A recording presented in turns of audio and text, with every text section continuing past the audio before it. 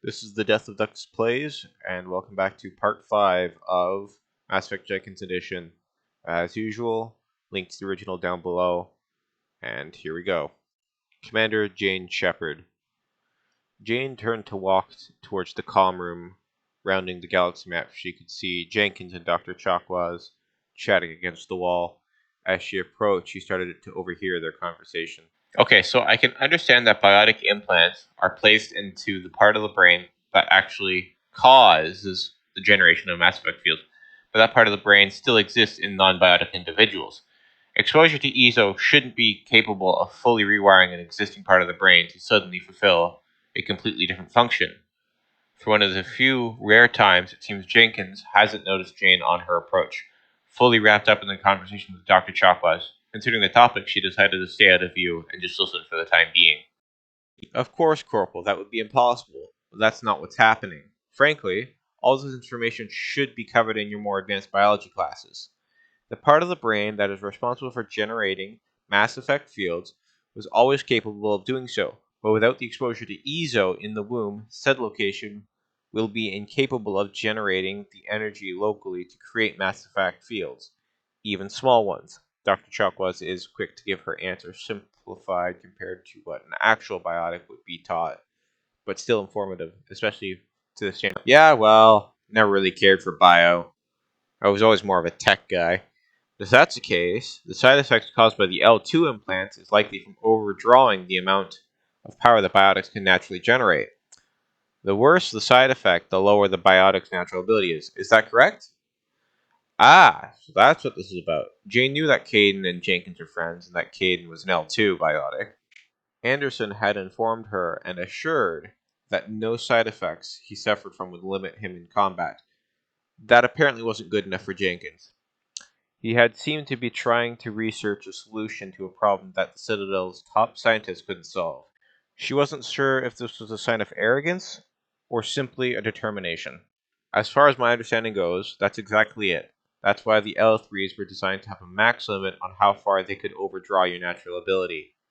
Hence why most L3's top potentials are lower than L2's, with the exception of some, of course, Commander. Dr. Chakwas was the first to notice Jane had been listening in, and with her attention drawn, she decided to promptly join in the conversation. Ah, Commander! Jenkins snapped to attention, giving a salute, fully focused on her. Again, he's looking at her strangely, different than anyone else on the ship tends to. His eyes fully focused, taking in every detail, as though the fact she's standing in front of him is impossible. Jenkins, you're from Eden Prime, aren't you? What can I expect? Again, Jason chooses not to confront his odd behavior. It's not important currently. What is important is intel. Anything Jenkins can give her can be useful, life-saving even. Honestly, not much, Commander. Eden Prime is peaceful. The place was built with the local environment in mind, so they were cautious about things like noise and light pollution. It's pretty much the prime example of a human colony. Any idea why Eden Prime is our destination? She pushed. His description was nice for what the environment would look like, but not anything particularly useful tactically. Well, that's just it, Commander. It's an uneventful colony, well defended for being on the edge of the terminus system.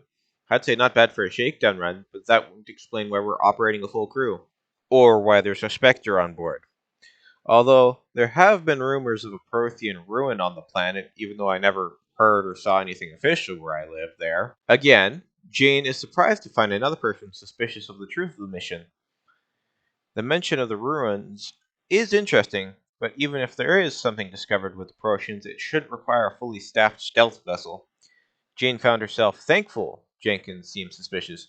Having someone else anticipating things to go foobar might make it more manageable if it happens. What do you know about the Spectres? Jane directs her question to Dr. Chakwas. Only what I've heard. Spectre agents work directly for the Citadel Council. They usually work alone or in small groups. Spectres don't have any official power, though. Basically, they're a shadow organization with a mandate to prevent and protect galactic stability. At any cost. Don't forget that part, Doctor. Spectres operate above the law. Jenkins grimaces as he speaks, showing clear disdain for the idea. Not a fan of Spectre Authority, Corporal? I heard you're a fan of Spectres. The films, sure, Commander. They're entertaining enough. And I'll be the last to argue that a good number of Spectres have been responsible for saving countless lives, but any organization that operates above the law becomes difficult to moderate. A Spectre goes rogue, and the only protocol is to send another Spectre after them. You watch too many of those vids, Jenkins. The Council would obviously have protocols for a rogue agent. Chalkwise was the first to respond, cutting off Jenkins' idea. Honestly, Jane would have had to admit she didn't agree with him. Absolute authority can be dangerous, and it's surprised to see Jenkins thinking so deeply about it. She had taken him for more of an overeager grunt and idealist at best. Well, I need to head to comms. If I get any news on this mission, I'll be sure to fill you in.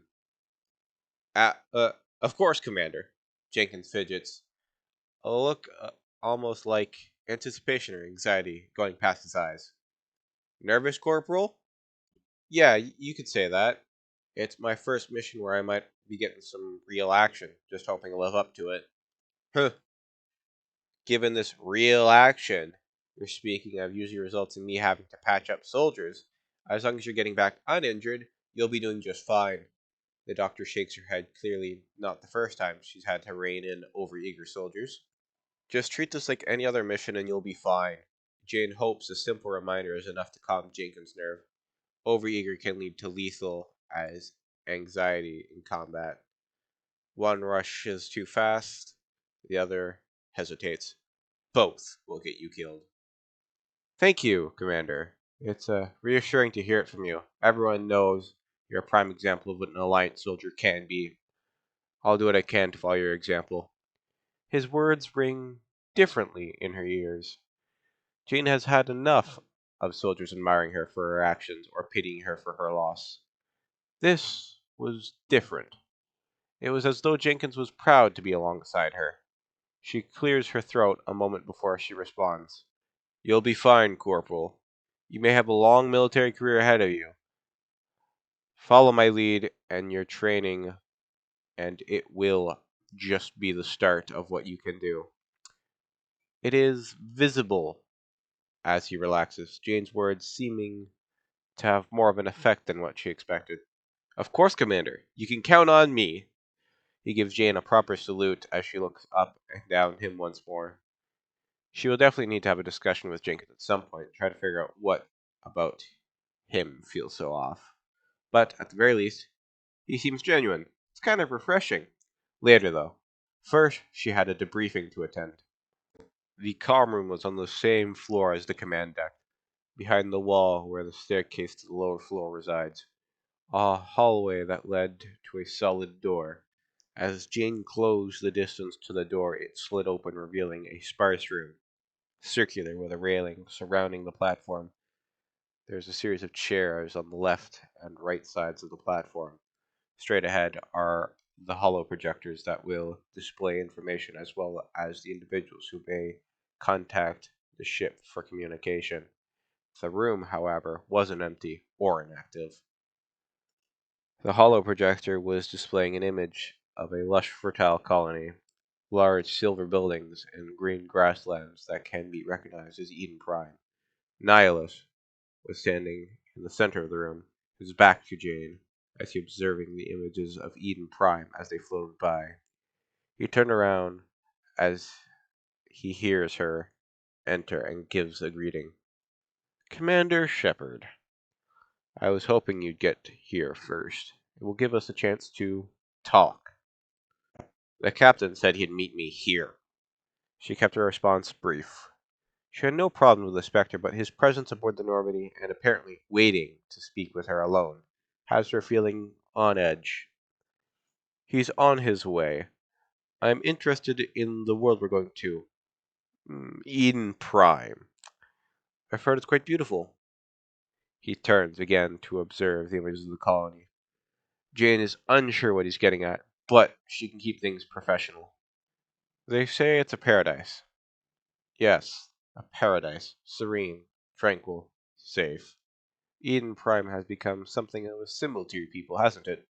proof that humanity can not only establish colonies across the galaxy, but also protect them. But how safe is it, really? He turns again to look at her. His gaze is aggressive, evaluating her. Do you know something? Jane is smart enough to see what is an attempted provocation, and she won't rise to it. There's a different message in his words, though. He's not trying to get a rise out of her. Something happened, or is happening. Your people are still newcomers, Shepard. The galaxy can be a very dangerous place. Is the Alliance truly ready for this? His question goes unanswered as Captain enters the room at this point, moving quickly to fall beside Jane. He gives a simple nod in greeting before beginning to speak. This mission is far more than a simple shakedown run. Nihilus is staring firmly at the commander, awaiting a response. I figured there was something you weren't telling us. Keep it simple, professional. She can lodge a personal complaint with the captain later, but she would not disrespect him in front of a Spectre. We're making a covert pickup on Eden Prime. That's why we need stealth systems operational. There must be a reason you didn't tell me about this, sir. This comes down from the top, Commander. Information strictly on a need-to-know basis. A research team on Eden Prime unearthed some kind of beacon during an extraction. It was Prothean. Damn! No wonder why there was so much secrecy around this mission now. A Prothean artifact of any kind can be insanely valuable, both monetarily and scientifically. If word got out, it would be a race among nearly every group in the galaxy to get their hands on it. What do we know about the artifact?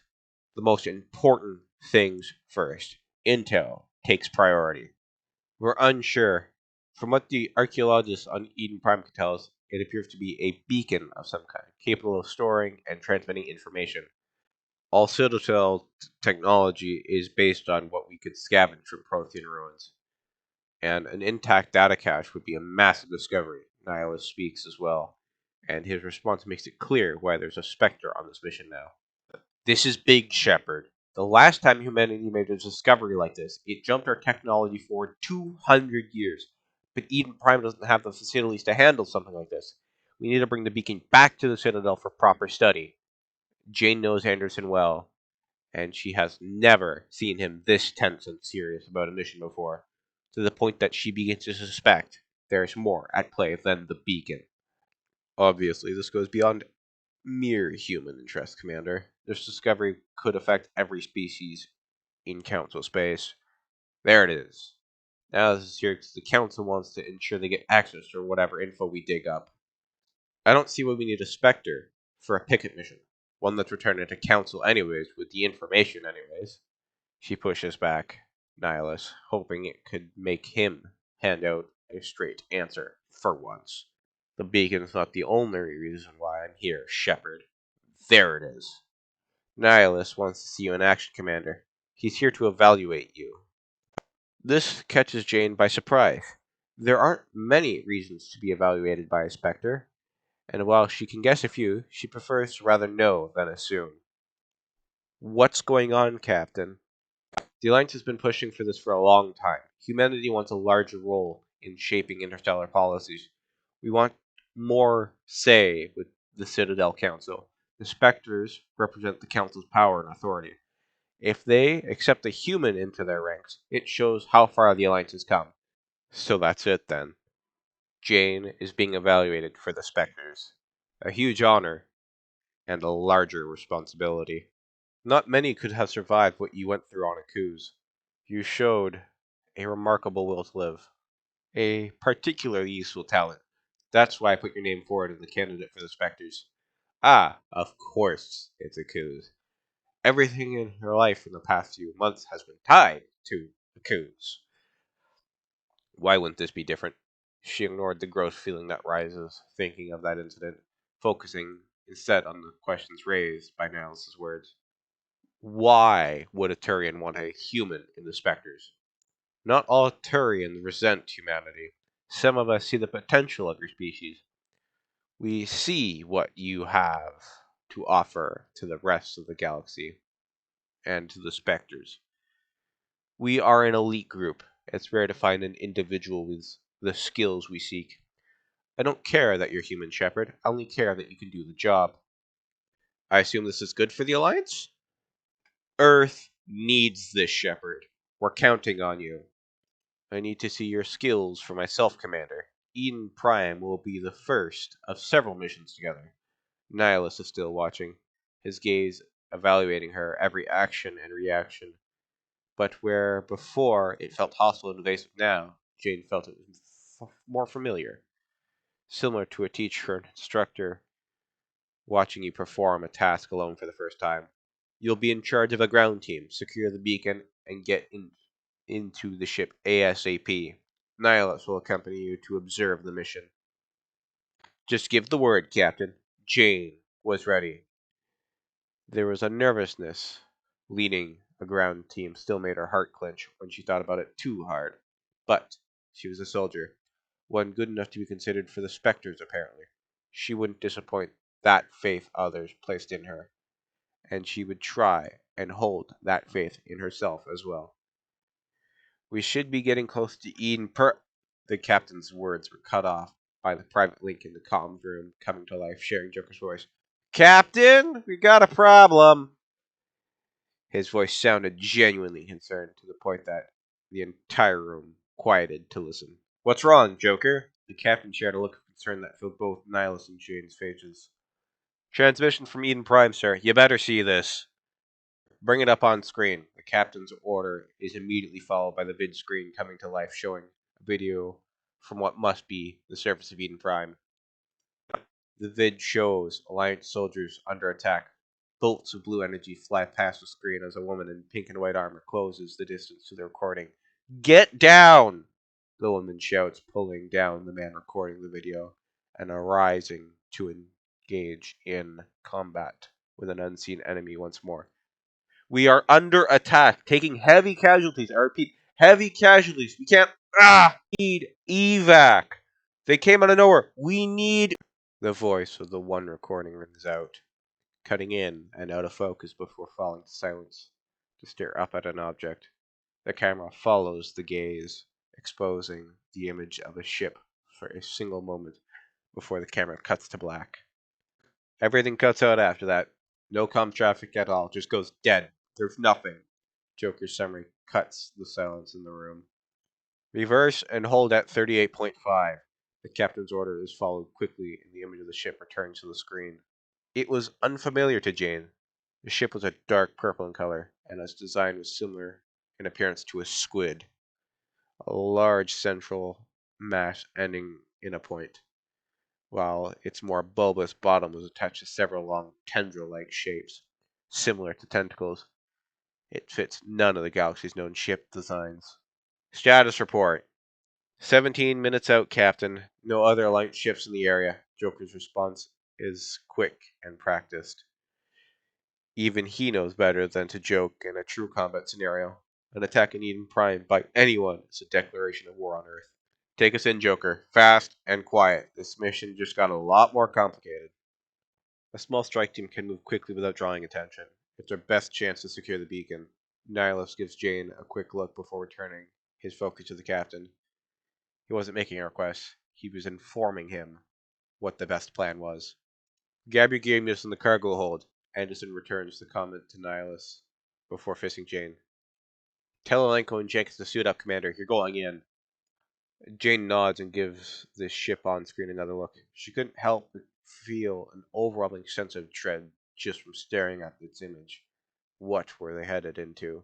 That'll be part 5. I hope you guys liked what I'm doing so far. Please like, comment, subscribe. All the usual YouTube shenanigans for the algorithm, basically. If you wanted to read the original, it's down below. My uploads will be Monday, Friday, noon EST. So have a good one, ladies and gentlemen. I'll be signing off or something. I don't have a proper outro yet still.